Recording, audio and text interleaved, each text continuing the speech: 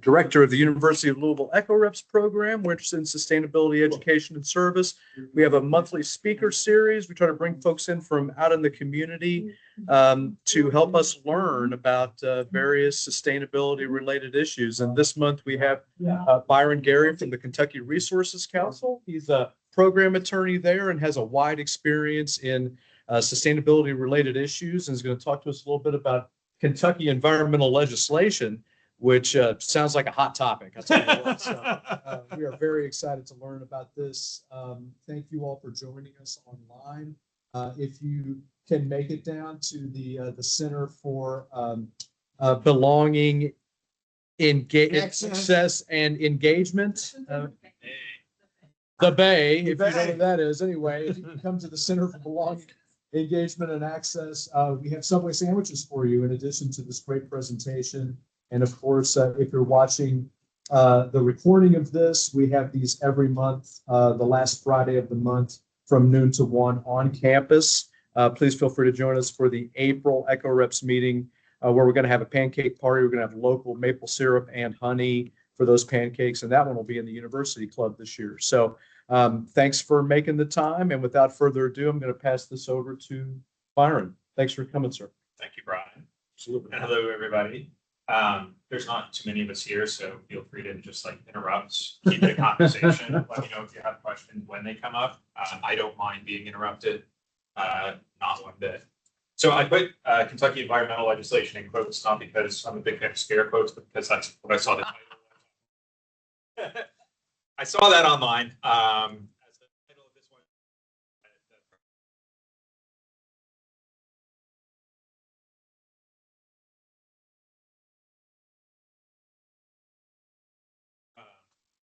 So aside from Justin, who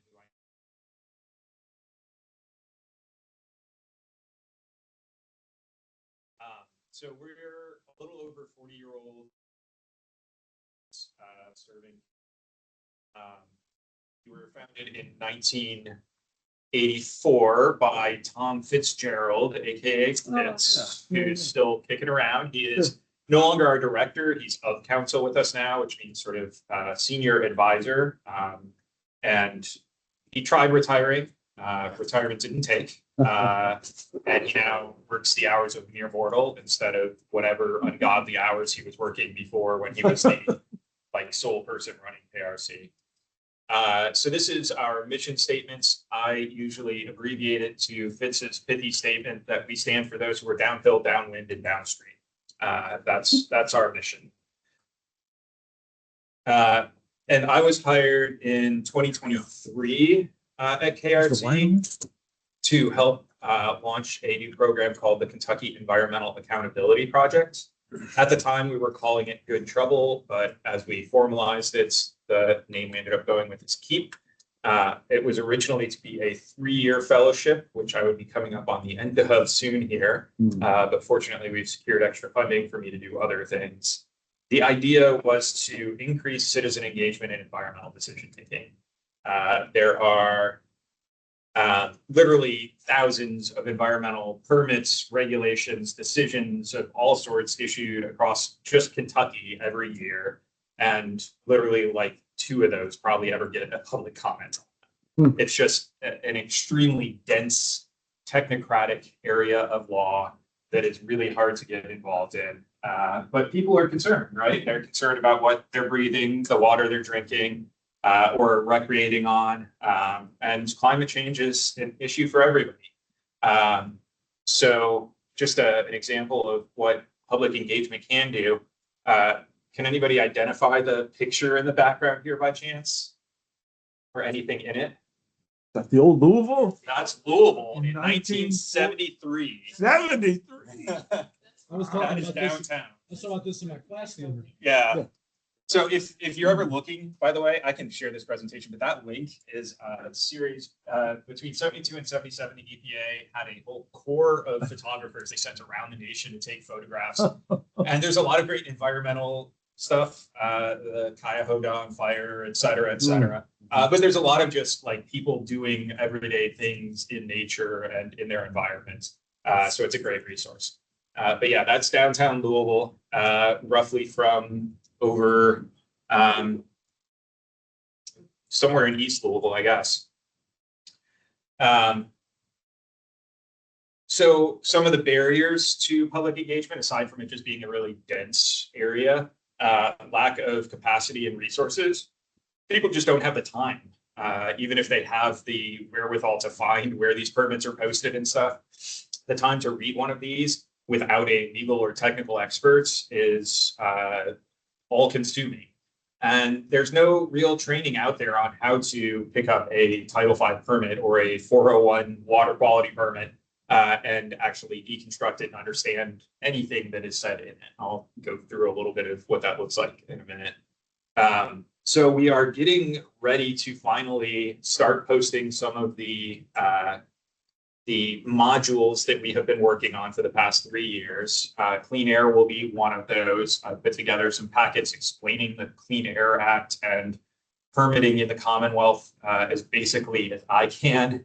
Got some feedback that it still wasn't all that basic, but we're working on getting that up hopefully soon with our new webpage that we launched recently. And here's just one picture of why it matters. So this is a map of Louisville. The darker colors mean the whiter parts of town. The lighter colors are the higher numbers of persons of colors.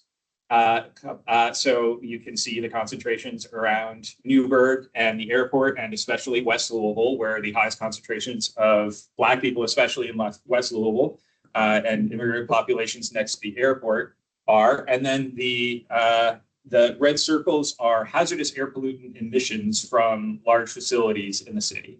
And they pretty well overlap. I had to make the red circles transparent so you could see where they're emitting a little bit better. And it has a real impact. This is from a recent Louisville Metro Public Health and Wellness Health Equity Dashboard, showing where the greatest number of asthma hospitalizations come from by zip code. And it lines up also with that last map. So it has a real impact on people's health. Correlating the two can be difficult in a court case or something like that, but anecdotally, we know almost with a certainty that those same sources are responsible for at least part of what's shown in this graph. Can you, I'm sorry. Yeah. Well, you know, I shared some of this stuff with my students, and there is, of course, it seems like sources that talk about it are really simplistic, or as you mentioned, just like way too dense for undergraduates trying to do part of a semester on it kind of thing. And so I just wonder, you say anecdotally, we know. Yeah. Right. And so I know it would take you, I know it would take all your time to go into this in detail, but could you mention just a little bit about what the disconnect is between the technical knowledge that has to be proved and maybe can't, and this anecdotal knowing? That's a really good question. So there are a number of confounding factors for one thing.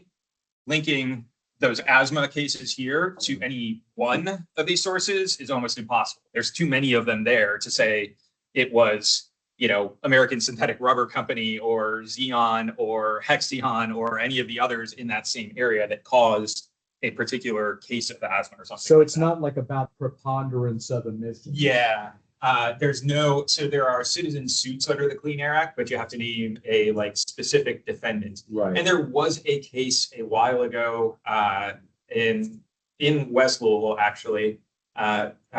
Some fancy law firm came in and got enough people together for a class action suit where they named a bunch of those facilities. The unfortunate story that came out of that is that Fitz at the time ended up representing a handful of citizens who felt that law firm came in, got a minimal settlement from them because the companies just wanted them to go away and did nothing. You know, they got their 40% of the settlements, and Fitz represented some folks who didn't want to partake in that civil settlement because they waived their rights to any further action. But so that confounding factor is one. Also, the companies will like to name that there are other, aside from the number of other facilities in the other area, other confounding factors from smoking, poor indoor air quality. They like to blame anything but themselves and are usually pretty successful at it.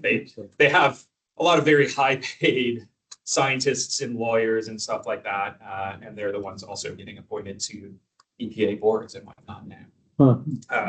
Side note, unfortunately, EPA has recently decided that if you get funding from the federal government, you have a conflict of interest in serving on one of the boards, which leaves just the people getting money from industry, really, Right, because that's where funding for all the great research that I'm sure you guys do. I know Environ does. They get money from NIH and others, and all those folks have been determined by this administration to have a conflict of interest in reviewing EPA rules. All right, let me ask you one more question. Yeah. And if you can't answer this, please just tell me you can't. But I just wonder if we're lawyers or politicians representing these groups or working for these groups, is there a controversy? Are there two stories? Are there two truths here? Or is it the case that one side is really just, I don't know, wrong or maybe, I mean, dare I say, lying in their presentations, and the other side is, telling the truth and just doesn't get the kind of support that it needs? I mean, how would you characterize that? That's a really tough question. You're asking me to play devil's advocate. Usually good at that, but on this one, it's a little harder. Okay. Because I do think that there is firm evidence that air pollution is linked, at least at the broad scale, to health problems, from asthma to heart problems to that. We've discovered linkages to Alzheimer's, to diabetes even, and things like that. And there are adequate studies to prove that linkage. And EPA has passed rules that set those limits. Unfortunately, one of the other problems is that if these companies get a Title V or whatever permit and they're operating according to that permit, they're not breaking any specific rules, they're still allowed to emit a certain amount of pollution, even though we know for a lot of these there is no safe level below which it's okay to. But they have to set the level somewhere, and there's always back and forth on where that level should be. And as long as they're operating at that level, they're usually protected from civil suits. Okay. Thanks for answering it that way. Is it the case that all of this just goes back to money? I mean, at the end of the day, this is all about profit, as it were. I mean, yeah, I'll give some examples. That's definitely a part of it. And that does go to where some of the conflating science, just like with climate change for so many years, there was definitely a huge amount of money going into funding groups that disputed the reality of climate change. And now they've shifted to, their other narrative of, but there's nothing we can do about it, or it'll be okay, or even if we reduce pollution in the US, there's so much pollution in the world that it doesn't do anything, whatever narrative they can do. And they're really good at kicking that can down the road. You just got to keep pressing them. But may I remind you, this is where we started. So we have gotten better. Yeah, for sure. And there are other examples, like keeping pressure on does make a difference over time. And I don't know if I included it in here. I might have moved on too quickly, but there's a graph that shows what difference it made in Louisville. So this is data, I think, from 2020 National Emissions Inventory. So that's half emissions now. If I showed you what those circles look like to scale, without changing that scale, 20 years ago from today even, those would all be a lot bigger, a lot bigger. In 2005, the Louisville Air Pollution Control District, after 5 years of pressure, hundreds, if not thousands of comments, public meetings where hundreds and hundreds of people showed up, finally passed the Strategic Toxic Air Reduction Program, which limited the emissions of a lot of these hazardous air pollutants from Rubbertown. In fact, one of the plants, roughly where that big circle is now, was DuPont Performance Elastomers. It was one of two facilities in the country that produced neoprene at the time.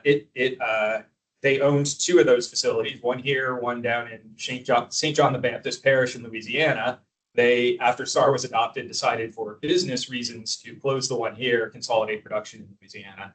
I don't love that, poor Black people in Louisiana are bearing the brunt of that decision now. And it's now Dinka performing the last numbers, I think, is expanding production down there. Even they have a real problem. They are pushing back and finally getting some attention. Do they have these kinds of data sets and Yeah. graphs down Yeah, there? those are national. So the National Emissions Inventory is reported by all the local agencies, local and state agencies, and then EPA reviews and confirms it, puts it all out. It's all out in a public dashboard. That's linked.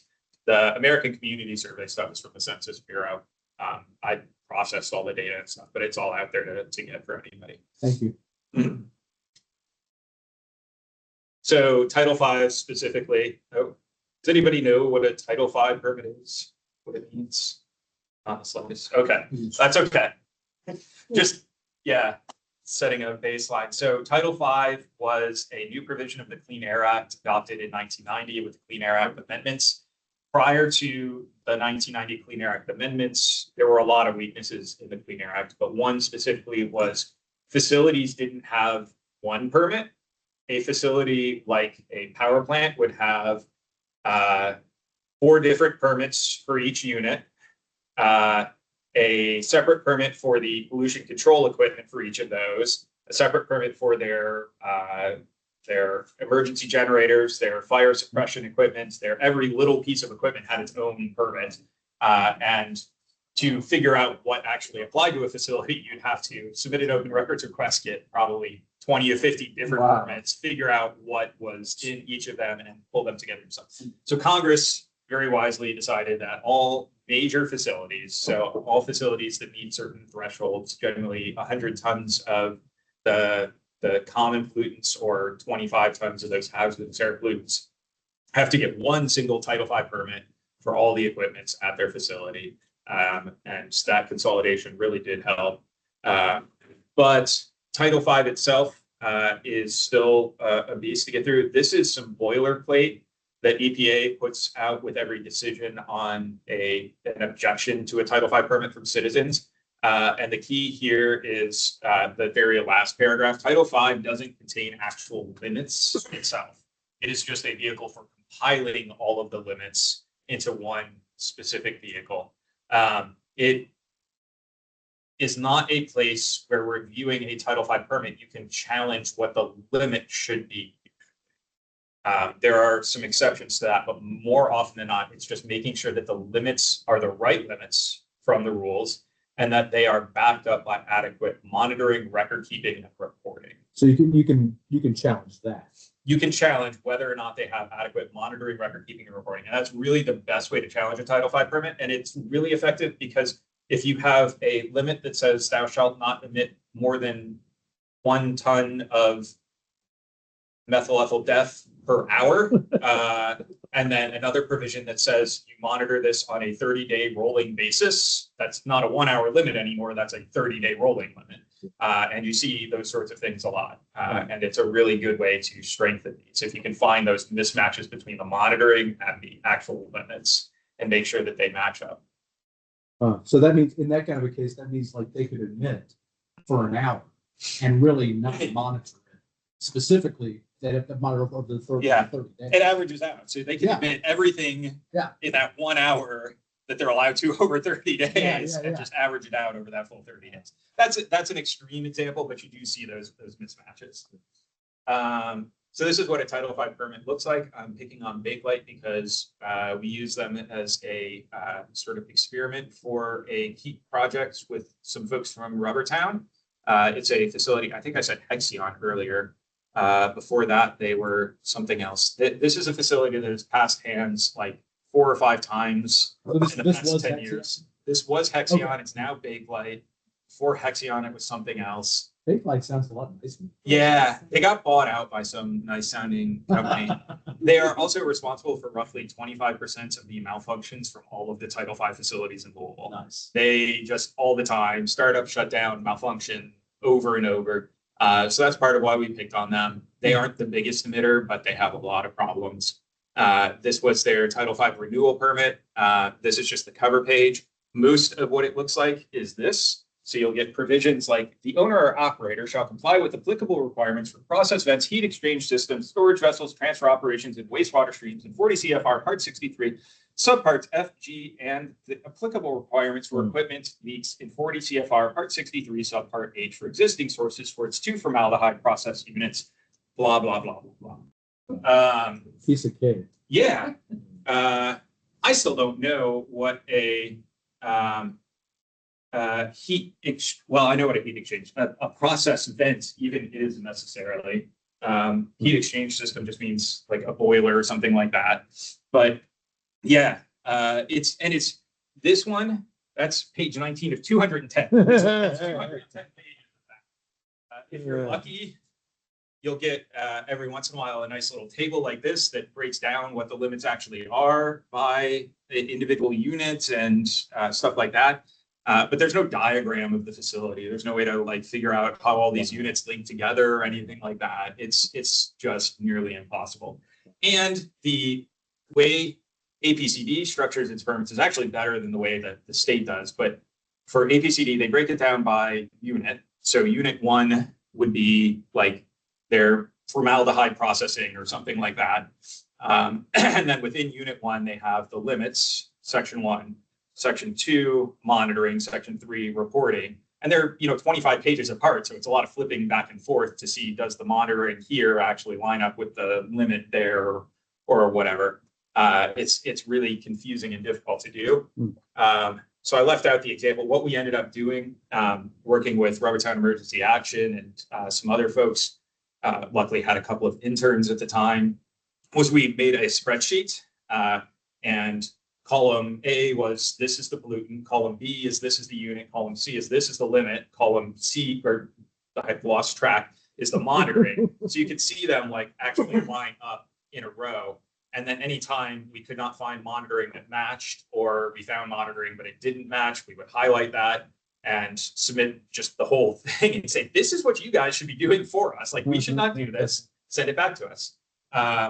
I have no problem criticizing APCD, by the way. I forgot to start off by saying I worked for the Air Pollution Control District for about a decade before coming over to KRC. A lot of great people there. I think they want to do the right thing. It's really hard. It's a really dense process. So yeah, I got to work with some of these fantastic folks.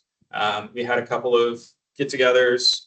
I got to talk to some folks publicly. I think this one on the right is me talking out at a church in the West End. The one on the left is all of us together in a room at the Kentucky Institute of Commonwealth headquarters in town, actually doing the work.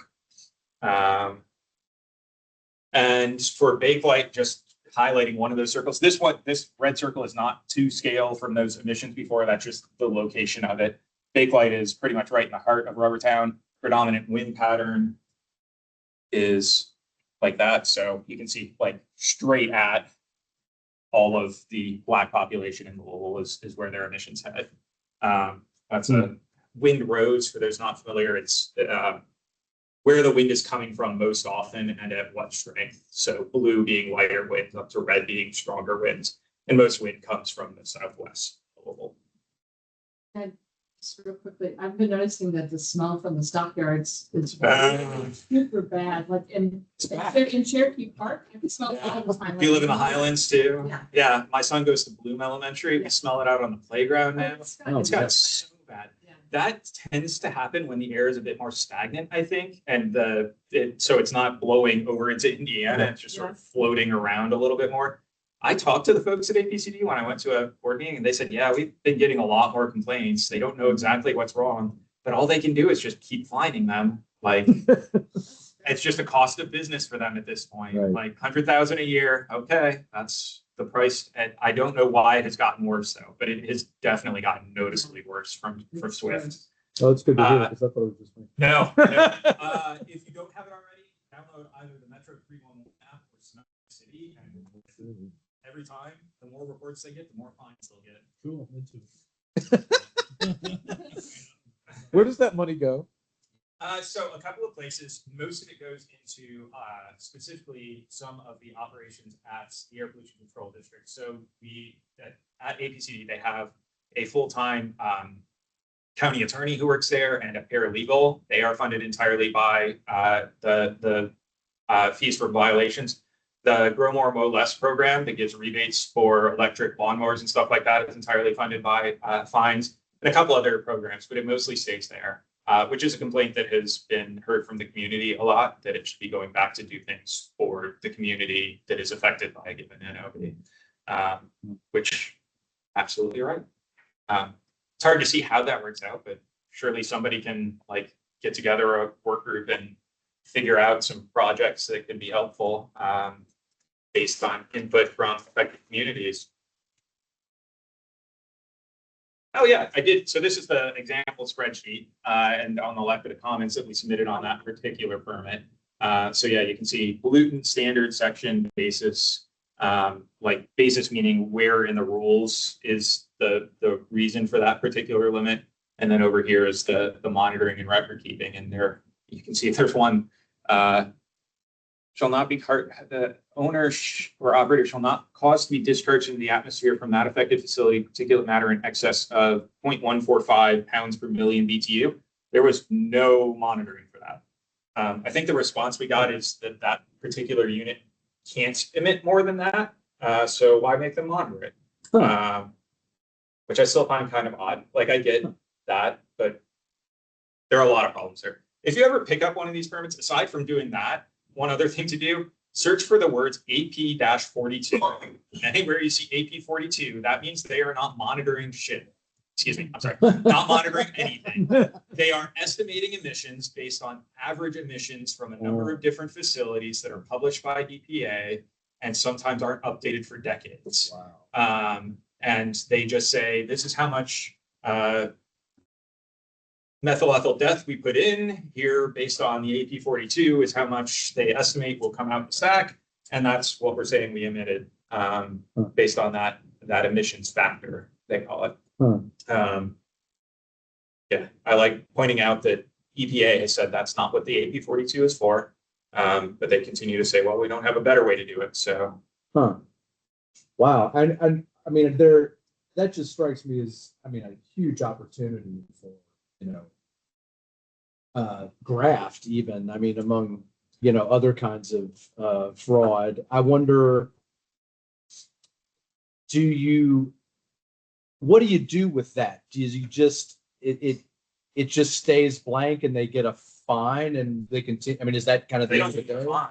They use those estimates. And, oh, that one?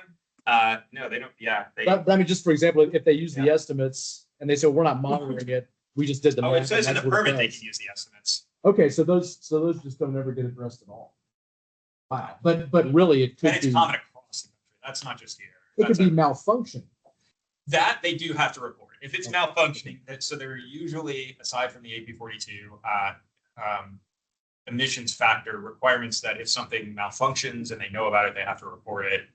There are certain monitoring requirements for how they know it's malfunctioning, but sometimes those are really infrequent too. Okay. There are things like Anderson Wood is a common complaint in West Louisville, in the, I think, California neighborhood, maybe Parkland, actually, a little farther west. It's not a Title V facility. It's called the really fun acronym FEDU, short for Federally Enforceable District Origin Operating Permit, which means that they could potentially be a Title V, but they agreed to not emit more than those major source limits. So as long as they stay under that 100 ton per year limit, they get a smaller permit called a FEDU. But they've got a boiler it's a wood products company. They cut stuff to size, dimension, and then ship it somewhere else to be made into furniture. All that sawdust and scraps and stuff they toss into this boiler, but that boiler was from 1973 from a company that isn't even around anymore, as far as I'm aware. And periodically, neighbors, including the elementary school on the block over, will complain about puffs of black smoke coming out of the stack of this thing. That is, it's not, you know, a power plant stack. It's like, you know, 50 feet above the warehouse or whatever. And you know, by the time APCD gets out there, they don't see it anymore, so there's no violation. The only monitoring required of the facility, so they report how much particulate matter is put out based on the AP-42 probably, and then their monitoring for malfunction is probably what they call the method 9. They go out and stand across the street and look and say, yep, no, that's not beyond 9% opacity. We're Wow. good. And they do that, once a month, and that's their monitoring. And they get to pick the time. Yeah. So, Somebody, yeah. somebody takes a class to do that assessment. Yeah, actually, no, it's called Smoke School. I got to take it. Man. Wow. I got to take Smoke School when I was at APCD. They haul out a thing on a trailer. It looks like a generator with a little stack, and they make white smoke, they make black smoke, and you have to, after taking a class, make sure that you're standing with the sun not directly behind it. I forget all the requirements, but looking at the right angle and everything and estimate. And if you get above passing, you get certified by the Smoke School.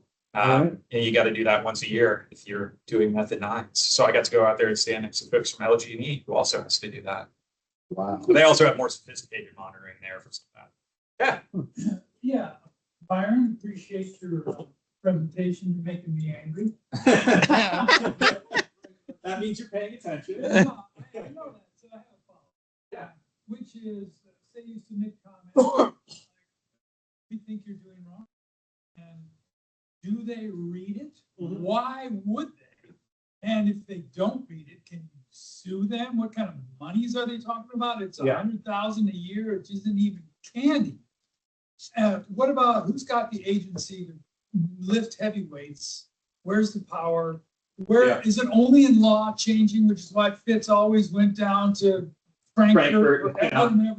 Is it only when the Democrats take control? Is anything going to be done? So we should just go to sleep.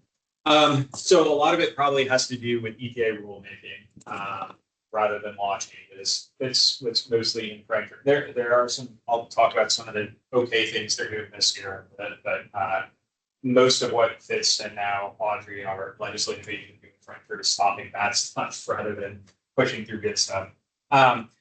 Your first question about comments, if it's on a proposed permit or some other proposed action from the Air Pollution Control District or the State Environment Cabinet and you submit comments, they do have to, before issuing or with issuing the final permit, respond to those comments in writing. So they will put out a written response to comments. So they responded, I think that comment, that's just the cover page on the left. I think we submitted about a 20-page comment. They did point by point respond to each of them and say, here's why we think you're wrong. The next step after that, if it's a Title V permit, is you can petition EPA to object to the permit as being inadequate. We did that for the TVA Shawnee plant out in West Kentucky when they got their updated Title V a couple of years ago. The problem with that is right now you have to be careful about petitioning on certain issues because you don't want to get a bad decision that then sets a precedent for down the line from this EPA. The next step after that, if the permit is deficient, is you can sue potentially EPA or the local agency. There are also citizen suits if you think that somebody is violating their permit. If they're operating within their permit, even if their permit is horrible, then they have what's called a permit shield. But if they violate their permit and the agency doesn't do anything about it, you can sue the facility itself under the provisions of the Clean Air Act, which waiting for the right opportunity for something like that to come along. But those do happen. There are also a lot of national organizations that we collaborate with that are working on rule changes at the national level. Right now, usually pushing back against bad rule changes. Some of those suits we're involved in as well. As an average citizen, the first thing though is just make sure they know you're paying attention. Just that usually makes some difference because the only comment they'll get otherwise is from the facility itself. And knowing somebody else is actually looking at this, they tiptoe a little carefuler, maybe. Yeah. Yeah, this conversation is going to be changing in the next 3 months because AI is becoming fantastically capable. And if you don't do anything about it, we're going to do it? I don't know. And certainly the providers of our wonderful chemicals are definitely going to be responding AI first, and maybe they'll put a period instead of a comma. So go ahead, speak. No, that's a whole other can of worms that I'll leave alone for the moment. But yeah, data centers from AI are also a big part of what I do. I'll mention that briefly in a little bit. But yeah, no, I know that's not what you're referring to, but yeah. I will be honest, I always double check anything that comes out of AI. Lawyers have been busted because AI it recognizes what language looks like and puts something out that it looks like language. Lawyers have been busted because they'll have AI write a brief for them and it will cite case law. Looks totally legitimate. It knows what the format of a case law citation looks like. Just made up a case out of thin air. But I did use it for this one actually to search for the number of units that did something or other. I can't remember what it was, and just have it count up for me how many of those were there. But Don't do that to me, because they're getting good at removing hallucinations. And like I said, in 2 or 3 months, we're gonna have a different conversation, because getting so much better. yeah, Anyway, this point. you have something? Well, just to reinforce what was just said, yes, that in the hands of citizen activists who can both do the critique, but also coordinate much broader action than comments and responses. Yeah. React is an example of that in Louisville. They don't confine themselves to commenting as strategy. So I'm interested in how you all are synthesizing movement strategy and tactics in how you are proposing this accountability would actually have teeth. Yeah. So, and then I have some questions about that, but I wanted to understand what you're actually proposing, which is probably the next part of your presentation. No, I was going to move on actually. The first part is putting out these modules so that common people can actually have some tools to understand what's in a title.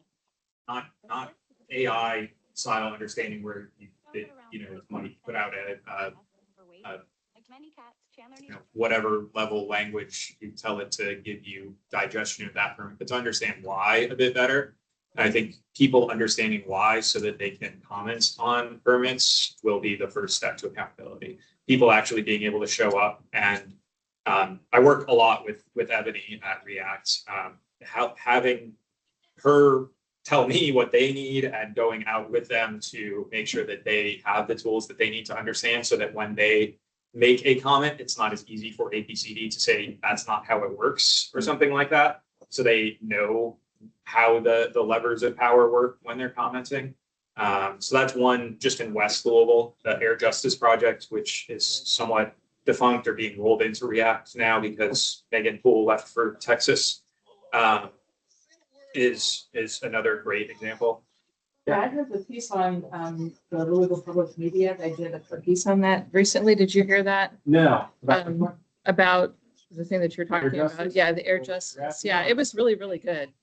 But it's available on podcast on the LPM News podcast that they had. I'll go look that I don't up. remember the actual date, but I was turning and getting ready and just caught bits of it, but I'm like, oh, this is excellent. I have to bookmark that and share that more. So it was a fantastic program. It started out of UofL actually, and I think is officially still housed in the Ann Braden Institute now. But Dr. Megan Poole, who was English professor focusing on scientific writing, I think mostly, helped lift that up along with Shivani Carthens from the law school. Both of them unfortunately left their positions for greener pastures, I suppose, although I wouldn't call Lexington or Austin any greener than Louisville. But they both left. They have both been very generous with their time, even since leaving now, and have helped keep that going in a lot of ways, along with Ebony and the folks at React. React has a couple of interns now too, on a rolling basis, which has really been a great help for them. They've been able to get out and do some door knocking and things like that too. So my follow-up. So if I understand then, what you're talking about is providing people with better understanding and means to organize their critique, the spreadsheets or whatever the method may be, and then relying on them and KRC to organize a citizen response, which includes comments and perhaps other things. And how are you measuring the effectiveness of this strategy? We haven't gotten that far yet. The first step will be getting those tools out for people and seeing how many people actually take those up. Seeing how well we can get those distributed will be, I think, the first metric. After that, though, the next step has always been talking about providing that legal support still to groups who are frustrated by not getting correct or legal results. The next step inevitably has to be legal action, whether it's continuing with petitioning the EPA and then appealing on up to federal court, citizen suits when we see violations of permits and things like that. So providing that legal support will be the next one. But the first step, we feel, is just making sure that it's rooted in those citizen groups, the fence line communities that are actually affected, and then hearing from them when they feel like it's not working for them. So, which it inevitably can't fully work. I'll have a follow-up. I was gonna ask, do you have like a flow chart of, environmental organizations and how they're all fit in and who you should contact? And, it would be nice to have like an infomercial kind of little post, just to show how everybody is kind of connected and the relationships that exist between, because there's a lot of good things going on and a lot of people that are, have it in their heart to help. It's just, you don't understand how they're all connected and where you can kind of, me as an individual, what can I do and how can I be involved? That's a really good question. No, you're right. We absolutely have a lot more. I think a lot of them existed when I graduated undergrad even, but didn't hear much from a lot of them. We've started working more closely with a lot of them. I don't think we have a flow chart or anything like that yet, but we work closely with the Kentucky Sierra Club, Kentucky Conservation Committee, Kentuckians for the Commonwealth, and I'll talk about a few others in just a minute, actually. I'm a volunteer at Bernheim Forest, and when we have like these little, events and everybody is all tabling. One of our favorite things to do is, obviously talk to the people coming up, but we like to just go around to different tables and to talk to everybody else. Yeah. So. Yeah, I enjoy that too. Maybe that's something we should think about. I think somebody did once compile at least a list of all the different organizations. I can probably name most of the ones operating in Kentucky, but we don't have sort of a directory that could be a really useful tool. Just ask Claude. Yeah.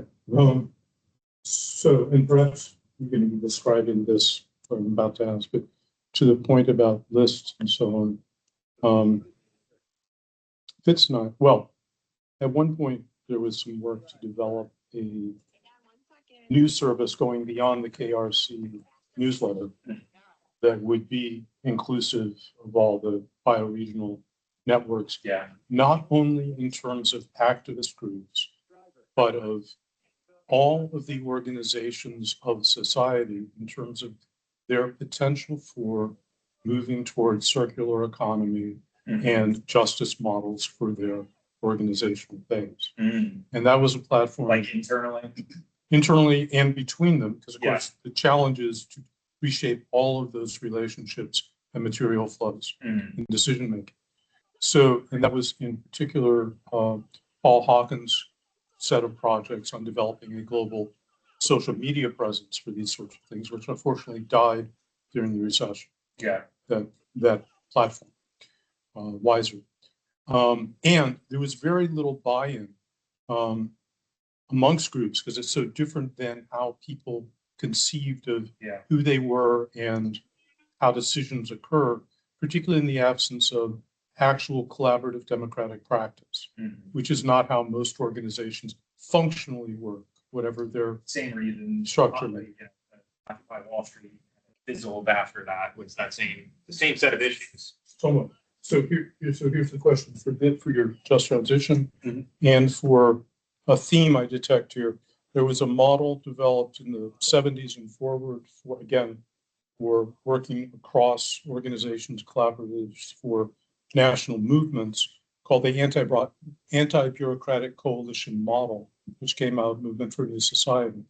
And much of that was oriented towards providing these kinds of partnerships that would be simultaneously directly political, using a public interest research group model, for instance, that would go beyond targeted public interest law to much broader coalitions for action that were also democratically organized to do both electoral and internal democratic practice, education, learning, and transition.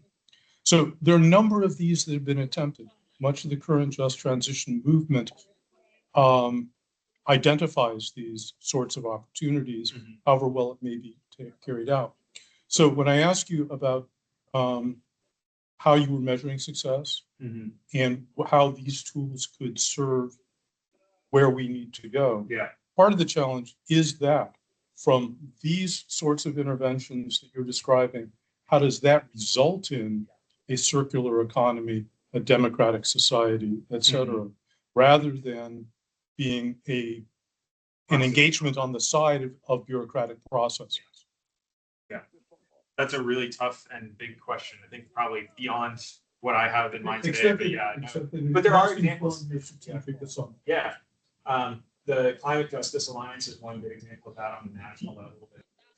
They are a coalition of coalitions, but they operate more or less on a democratic basis. They have a number of, KFTC, I know, is one member of CJA, and they pride themselves on being tied to those sort of fence line communities and things like that.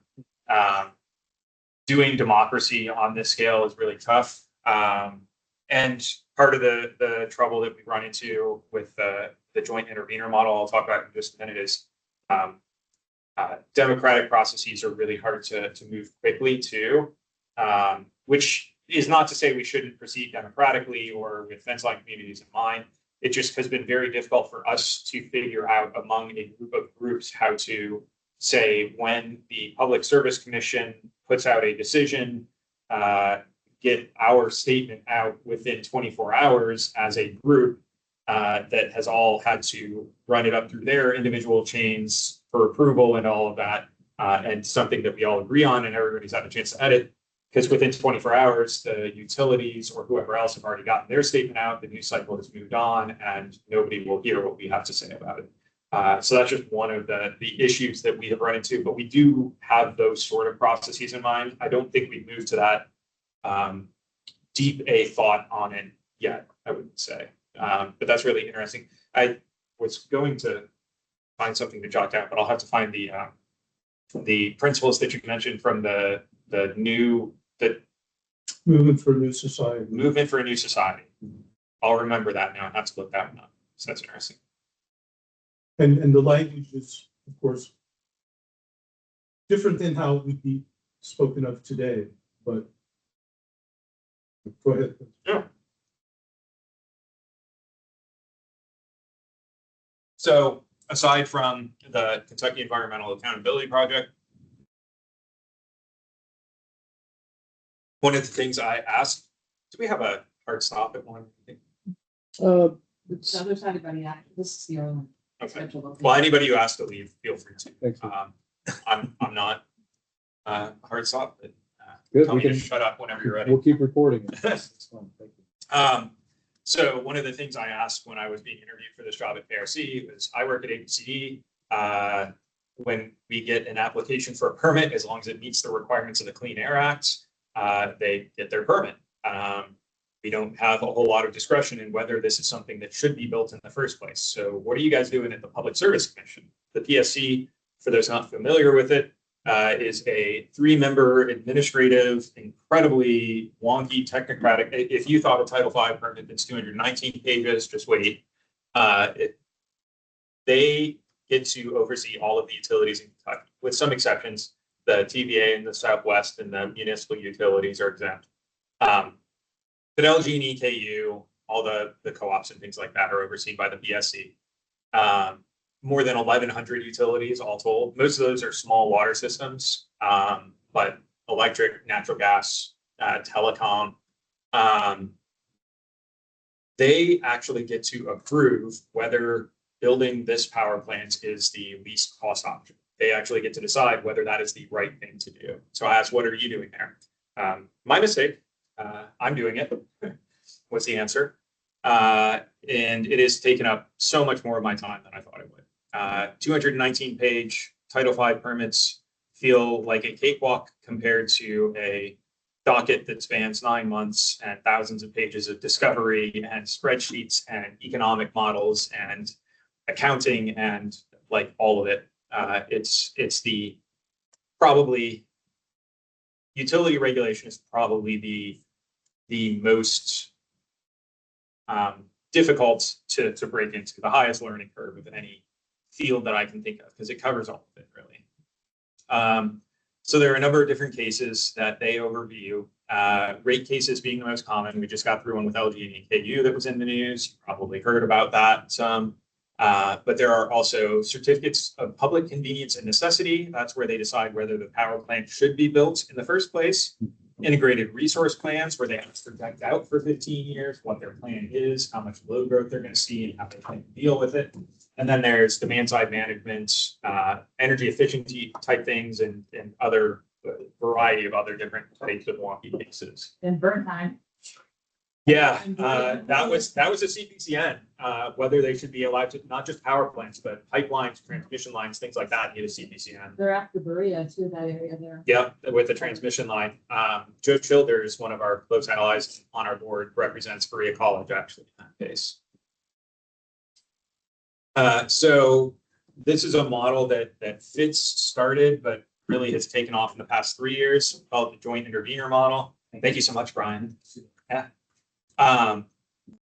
It is nearly impossible for any one of these groups to intervene and have the funds for experts and the time to digest these thousands and thousands of pages.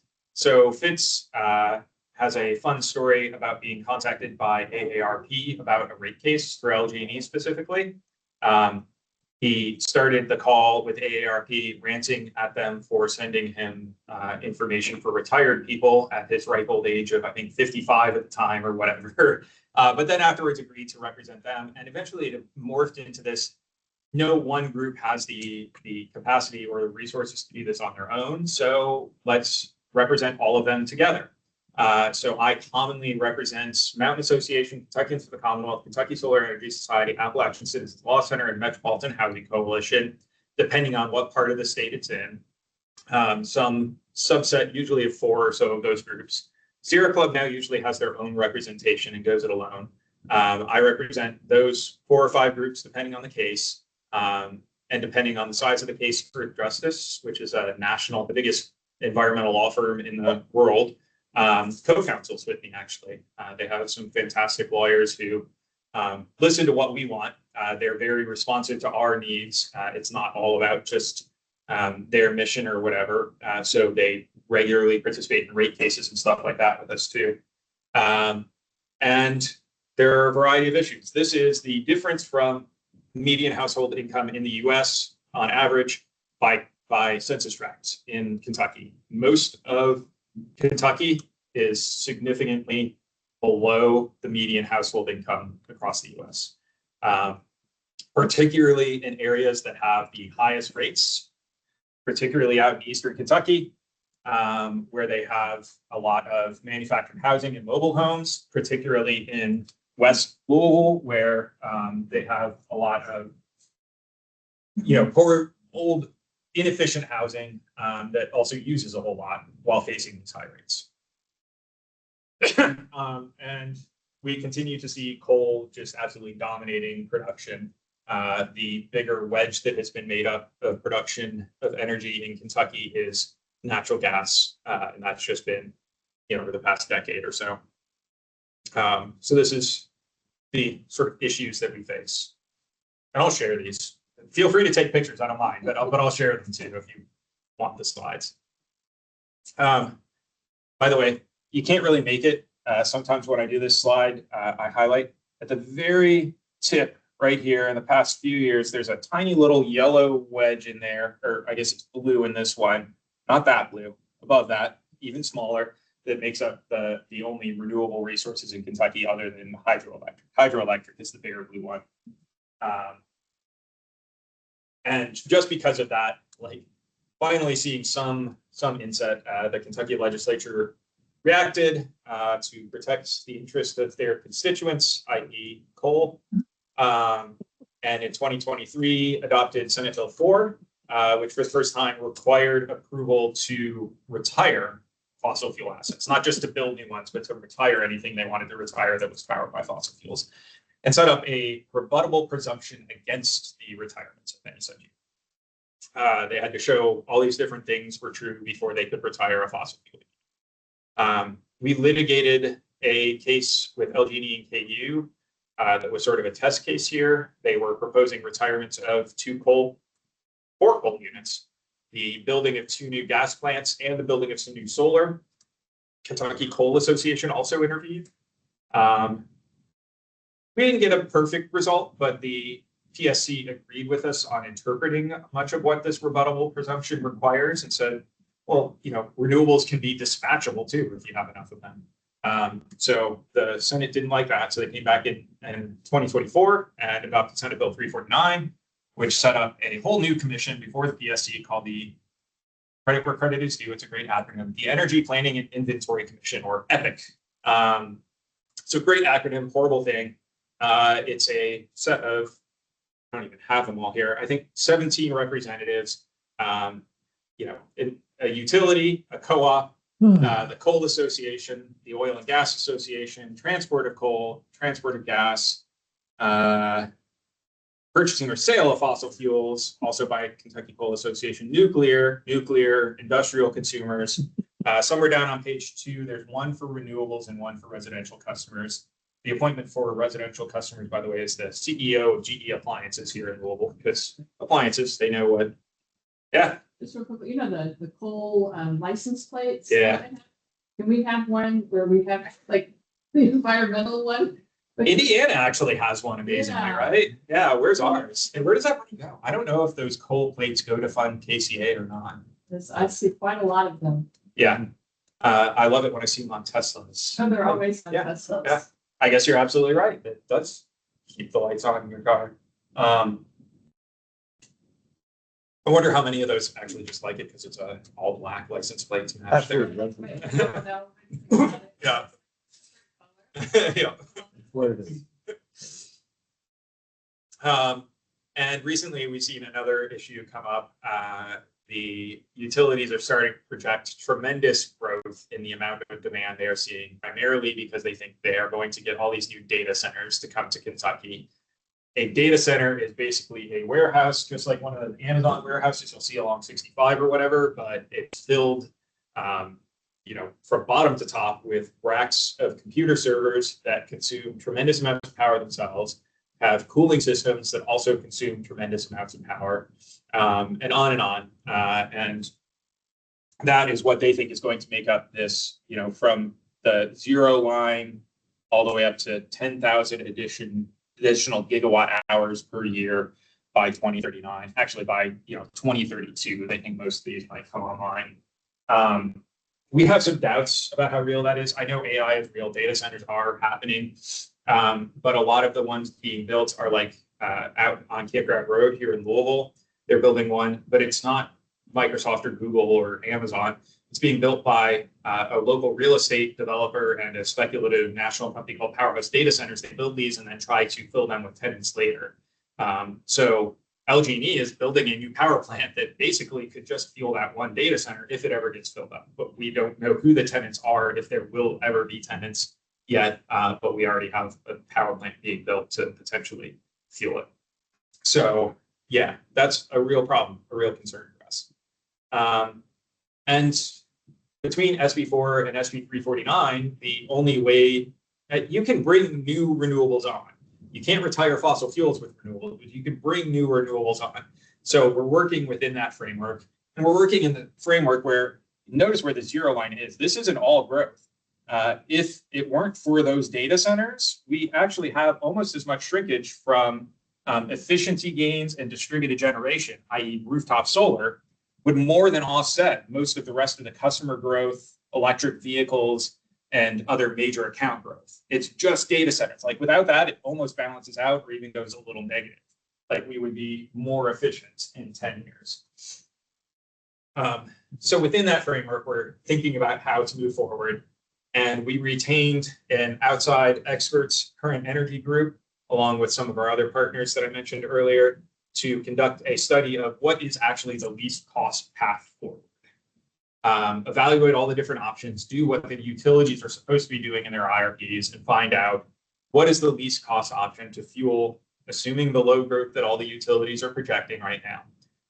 And here's what we found. The current utility planning is the black line right here at the top.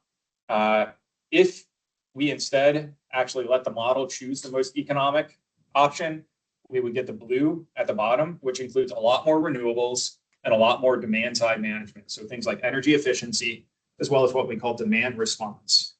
Most of those power plants are being built not to run all the time, but for those peaks when everybody has all their power on at once and all the power is needed. If we could shave those peaks a little bit, we just wouldn't need as much power to begin with. This is how much money we would save. I know it doesn't look huge here, but that's assuming current gas prices as of last year, i.e. pre-war. That's assuming no additional environmental regulation, no additional climate costs, no additional tax subsidies. This was post-IRA. And so after the Inflation Reduction Act was rolled out. So that's just assuming none of that. Like current worst case scenario, we could still save $2.7 billion as a Commonwealth. This one on the right is if we assume higher gas prices, i.e. like what's happening since we once again invaded the Middle East. And you can see how much more the black line grows. This is if we assume just like a basic carbon cost. That's a surrogate. We probably won't see Congress adopting a tax on carbon or anything like that. But you can see it in the inverse way, something like the IRA being readopted that provides subsidies for renewables. That's how much of a difference it makes. And the difference is really, really easy to come by in the next few years. We just need to not lock ourselves into all these new gas plants that could become incredibly expensive. They have 40, 50-year lifespans, and we're locking ourselves in now. So that was the point of that report. It's really wonky. It's awesome if you're into this stuff. So go check it out. kyrc.org/energy-report. And we're way over time. But Probably need to wrap. yeah, I've got a whole bunch on legislation that's happening right now that I can send out this slideshow to folks. But It's all pretty heavy. yeah, But it's useful, and it's certainly put a lot of buzzwords and ideas in my head of researching and but I'd like to know more ways of just like the average person, what can we do? And I really appreciate when you all post those things on social media, call your legislator and say this exactly and make sure that you have somebody that doesn't know what you're talking about read it and proof it first, because some of the wording is a little odd. better hire than me Yeah. at KRC was our new comms person. Emily is so fantastic at getting that messaging out, making sure that it makes sense. Yeah. She handles all of our social media and stuff now, and having her on board has made such a huge difference in getting that out to people. For the first 40 years with Fitz running it, we weren't really aimed at that sort of public engagement. It was more, we're a legal aid society. People came to us when we have problems that a specific individual is facing. But yeah, we need to engage with people, I think. And we've started to do a lot more of that over the past 3 years. But a lot to think about for me today too. So thank you guys. Thank you, Byron. And I'm Thanks not everybody doing for it. I walk joining around. us. I do have to go. Yeah. I ask you one question. You all something